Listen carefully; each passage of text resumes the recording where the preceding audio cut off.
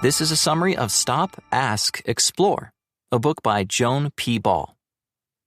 Many people feel stuck when they're navigating uncertainty in their personal or professional life. Don't despair. There's help. Associate Professor of Marketing Joan P.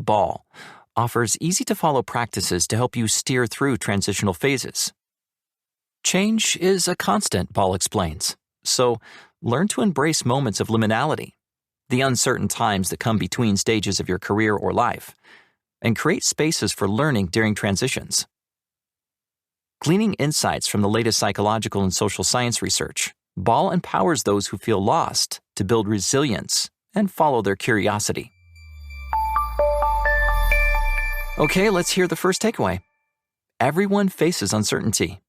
Learn to respond with dispassionate curiosity rather than react impulsively.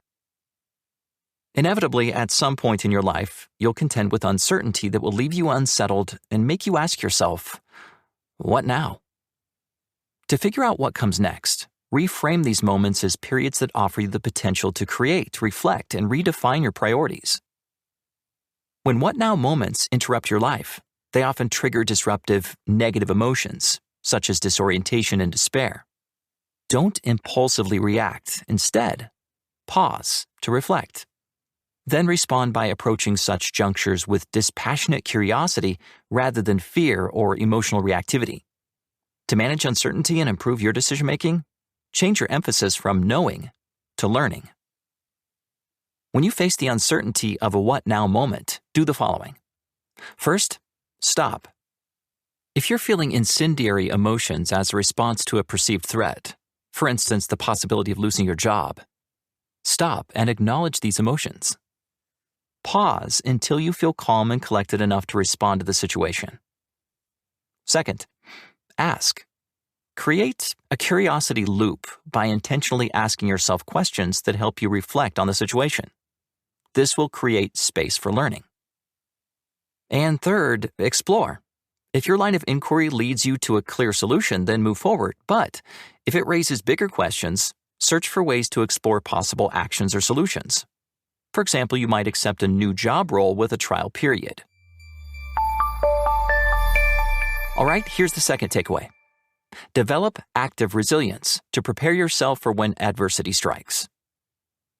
Resilience researcher Michael Ungar defines resilience in times of uncertainty as both the capacity of individuals to navigate their way to the psychological, social, cultural, and physical resources that sustain their well-being, and their capacity individually and collectively to negotiate for these resources to be provided in culturally meaningful ways. Develop active resilience by assessing your own levels of resilience in the following 10 areas: friends and family, community, environment, recreation and fun, health and fitness, career and work, finance, spirituality, learning and growth, and love and partnerships. To assess the way you might respond or react to catastrophic, life-altering events in these areas, assign yourself a ranking between 1 for least resilient and 10 for most resilient. Repeat the assessment by ranking your resilience to day-to-day disruptions in each area. This practice will reveal the areas where you feel particularly vulnerable to or threatened by change. Knowing your perceived vulnerabilities can help you pause when uncertainty triggers you. It can also reveal the resources you need to mobilize to prepare yourself for adversity. Time for the third takeaway.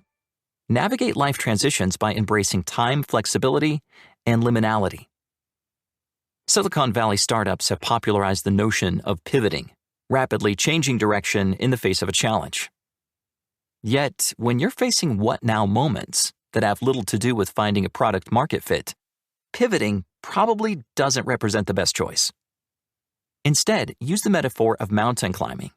Imagine you're scaling a mountain, and you stop to make camp and weigh the risks, taking a moment to pause as you plot your route forward.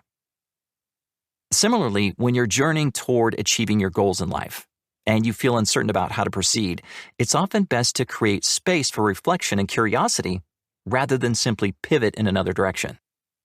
Practicing active resilience often requires making space for active waiting, accepting that you might achieve your objectives within a different time frame than you initially hoped. Psychology professor Kenneth Hill explains that the experience of being lost involves two components: a sense of disorientation and a lack of means to reorient yourself. Hill's work focused on people who had become lost in a literal sense, such as hikers and travelers, but you'll likely find parallels in your career and personal life. Just as climbers at base camp would create space to map their journey ahead, you too should create your own transitional learning space, where you can explore your options before you make a move. This exploration could involve journaling or plotting out ideas on a whiteboard, for example. During transitional moments, when you explore new possible roles and feel shifts in your sense of identity, your learning will occur in a liminal space, the uncertain space between two defined things or phases. To embrace these periods of liminality, you might find it helpful to take photos, record a video, or create a drawing to commemorate who you are now as you welcome new possibilities. Let's now listen to takeaway number 4. Develop self-awareness to pursue a more aligned self-world fit. Organizational psychologist Tasha Eurich views self-awareness as a 21st century meta-skill, defining it as the ability to see ourselves clearly, to understand who we are, how others see us, and how we fit into the world around us. As you navigate uncertain terrain, take time to engage in rigorous self-awareness by zooming in. Reflect on how you perceive your environment and assess the cultural norms that influence your actions. Combine these insights with your understanding of your identity to determine your self-world fit. To improve your alignment with your environment, be honest with yourself. Do you find the environment where you work toxic and unaligned with your values? Or do you feel in sync with your environment? The answers can help you decide what direction you want to go. Developing self-awareness is an individual process, and there's no right way to do it. But you might find it useful to create a visual map of your skills, your daily activities, your influences, your desired impact, your resources, and any barriers between you and your goals. Here's another takeaway. Map your own career trajectory. When navigating a transitional period of uncertainty, you engage in wayfinding. If you're pursuing a career in the military or government, for example, you will wayfind in an aided manner, that is, with the help of existing structures, as these work environments continue to embrace established 20th century models that offer clearly determined steps toward advancement. You can look to your predecessor's career paths to help you plan your own.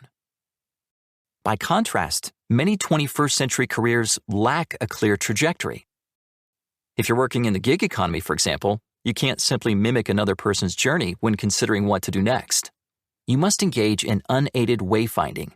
You have the choice between using directed wayfinding, seeking a specific end goal, or undirected wayfinding, exploring new areas or ideas, much like a wanderer who travels without a specific destination in mind.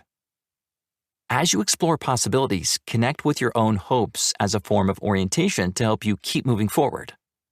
Reflect on your current situation and on the past events that led you toward this period of uncertainty. What future do you hope to experience? When engaging in unaided wayfinding, visually lay out, for example by using an online whiteboard tool or paper sticky notes, all the information you possess relating to your future possibilities. Don't categorize this information in any way, just jot down ideas you don't want to forget. Presenting information in this way helps you zoom out, freeing yourself from preconceived notions about what your career path ought to look like, so you can observe your situation more objectively. Move all your different ideas around like puzzle pieces to uncover a pathway forward unique to you. Okay, let's continue. Here's takeaway number 6. Give yourself time for exploration and experimentation. As you consider your next move, take time to explore your opportunities through experimentation to make a better informed next step.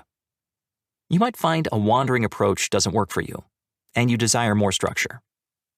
If so, take inspiration from the participatory action research approach, which entails learning collaboratively through engaging with others. Just as people who want to build houses learn best by working alongside other builders, and not by simply reading books about building, you too need to carve out time to explore the potential of your ideas by taking aligned action with others. Overcome the impatience to find quick solutions. To explore, you can design time-boxed experiments by using the experiment design canvas approach. Make notes of what you already know about the problem you face. Then clearly identify what you hope to learn and specify the steps you need to take to learn it, defining the number of days or months you'll allot to each step. Before you embark on the exploration period, identify your own analysis and accountability tools. Will you keep audio notes or write about your observations? Also identify strategies that could help you gain perspective. For example, if you're trying to build trust among your team through team-building activities, perhaps invite a peer observer to monitor the group and give feedback. Now for the 7th takeaway. Align your priorities with your values, needs, and desires, and then take action. After you've explored your ideas, identify and implement a new way forward. First, learn. Reflect on the insights you've gathered during your experimentation. What excites you or sparks frustration or fear? Second, discern. You need discernment to move from the divergent thinking you relied on in the exploratory phase to the logical, convergent thinking necessary for execution. Reflect on how your priorities might have changed as a result of your new insights. Do you have enough information to make an informed choice about how to move forward in your life or career? Third, choose. You might see a clear action plan to prioritize, or you might need to weigh your options before you select the best one. Consider what you need, value, and desire most. For example, what gives you the greatest sense of freedom or happiness? Fourth, confirm. Create your own system to help you recognize when you've made a choice that doesn't work for you. For example, you might choose to measure your success in terms of outcomes and plan to switch course if you don't achieve the results you hope for within a certain time frame. All right, here's the 8th and final takeaway. Draw on courage, humility, and passion to help you wayfind during uncertain times. Your wayfinding journey helps you connect with what matters most to you, so you can align your actions with your passions, but only after you've learned to control your passions to ensure they don't interfere with your decision-making process. When incendiary emotions overwhelm you, following your passions can lead to disaster. But after you've dispassionately chosen a new life or career plan, your passions can provide intrinsic motivation and perseverance. To keep up your motivation and prevent getting stuck, choose the scale on which you hope to make an impact on those around you. A local or individual level, a regional or group level, or a global or cultural level. Clarify where your motivations truly lie and pursue them with passion. Remember that what now moments are inevitable. Learn to live with uncertainty by embracing the fact that your life will always be in flux.